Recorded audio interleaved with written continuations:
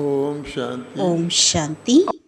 இன்று நாம் அனைவரும் பிராமண குடும்பத்திற்கு மிகவும் பிரியமான, ஒவ்வொருவருடைய உள்ளத்திற்கும் மிகவும் நெருக்கமான, மரியாதைக்குரிய நமது மூத்த சகோதரர் நிர்வயர் அவர்களுக்கான கடைசி பெரிய போக் வைப்பதற்காக ஒன்று சேர்ந்திருக்கிறோம். கொஞ்ச நேரத்திலேயே மரியாதைக்குரிய மோகினி பெஹன்ஜி அவர்கள் வந்து சேர்ந்து விடுவார்கள். மேலும் பாபாவிற்கும் நிர்வயர் பாய்ஜிக்கும் போக் வைக்கப்படும். கடந்த 13 நாட்களாக நாம் நிர்வயர் பாய்ஜிக்கான போக் ஒவ்வொரு நாளும் அவருடைய காட்டேஜில் வைத்து கொண்டே இருக்கின்றோம்.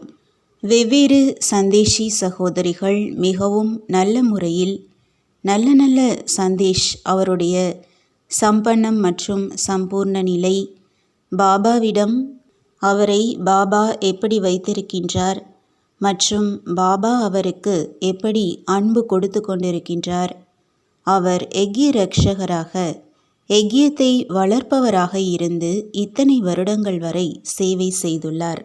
பாபா இதையும் கூறுகின்றார், நான் புது உலகையும் கூட சீக்கிரத்திலும் சீக்கிரமாக தயார் செய்விக்க வேண்டும்.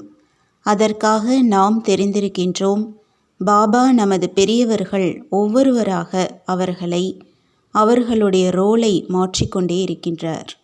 மற்றும் நமது நிர்வயர் பாய்ஜியுடைய ஆத்மாவும் கூட தன்னுடைய அடுத்த பார்ட்டை நடிப்பதற்காக பாபா அவரை அழைத்து விட்டார். நாம் அனைவரும் மிகவும் குஷியாக அவரை இங்கே அவரது பார்ட்டை முடித்துவிட்டு அவரது அடுத்த நடிப்பிற்காக விடை கொடுப்போம் மற்றும் வாழ்த்துக்களையும் தெரிவிப்போம். இன்று முரளியில் கூட பாபா கூறியிருக்கிறார், குழந்தைகளே, நீங்கள் விதேகி ஆக வேண்டும். மேலும் இதுவும் கூறுகின்றார், நான் ஒரே ஒரு பரமாத்மா மட்டும்தான் எப்போதும் விதேகியாக இருக்கிறேன்.